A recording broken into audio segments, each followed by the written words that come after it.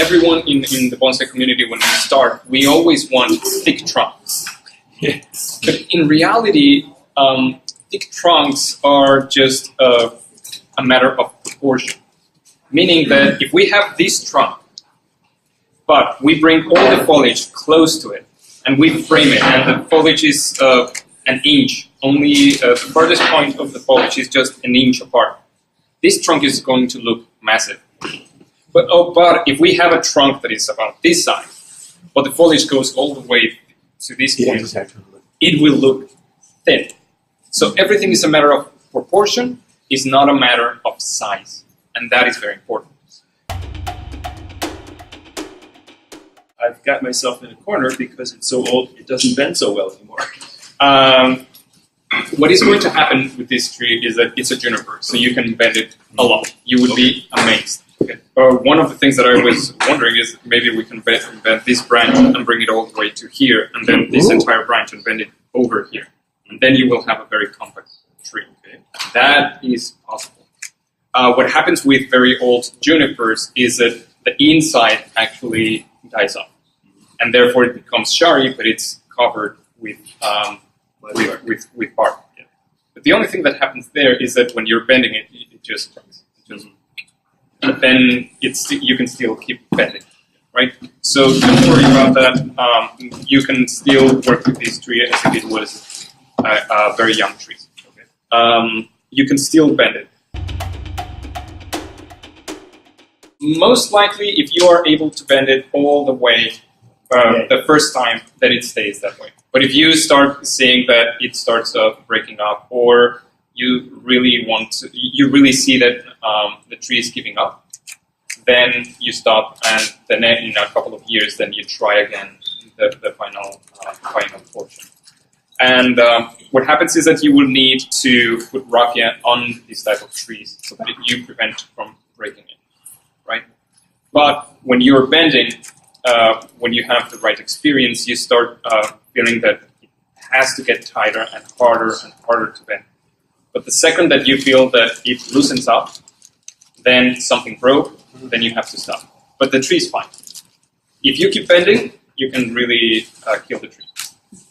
But it is incredible how much you can bend this type of trees. I think that what I personally would do with this tree is make it a long-term project, right? Also because you have very nice foliage, you already have an old trunk, so it can actually become a really good tree in about 5 to 6 years. And what I would do definitely is grab this portion of the trunk and bend it back here and make a kind of moyel. At this point here? At all points, from here to here to here, and make different bendings. So it's very important that when we bend a tree to make it to make a shape, usually what we do is a kind of S, because that's how we see trees in pictures in the books. But what is actually most interesting is to make a kind of spiral, to make a kind of piggy-tail, but irregular. And that is the most important. Because if it is regular, then it looks very artificial. But the importance of a piggy-tail is that then you work with 3 dimensions. And naturally, the trunk actually twists. So we see all these Japanese Shimpakus that we see that the live vein just goes in and turns around the tree, right? The way that they achieve that is by twisting like a piggy-tail. So let's see, do we have a piece of paper? Does anyone has can someone cut a piece of paper in a long strip?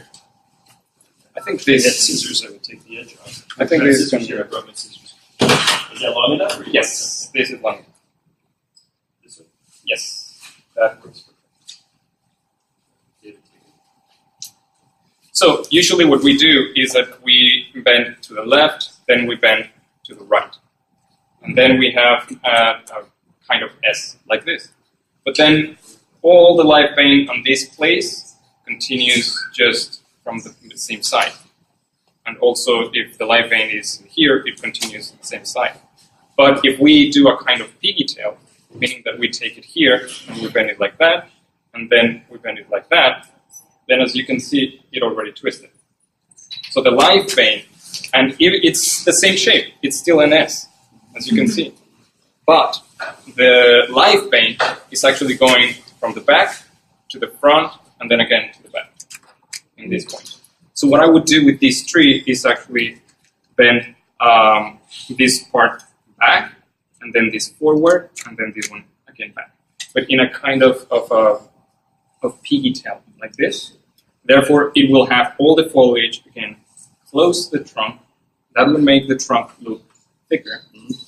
And you will be able to see the tree that has a live vein later that is twisting around. Possible.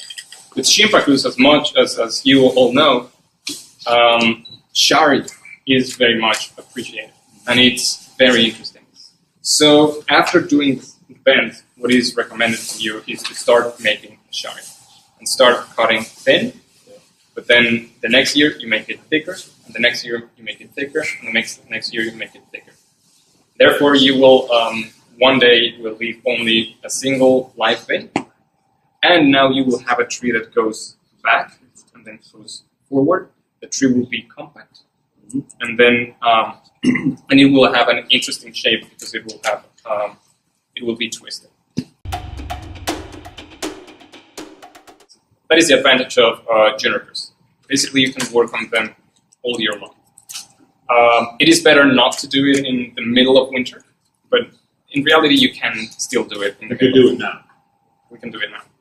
And actually, for cutting to make shari, the best time of the year is actually now, because it will heal, and for the autumn, it is going to grow a new. It's going to heal everything. So next year, you can cut a little bit more, and that is very much advisable.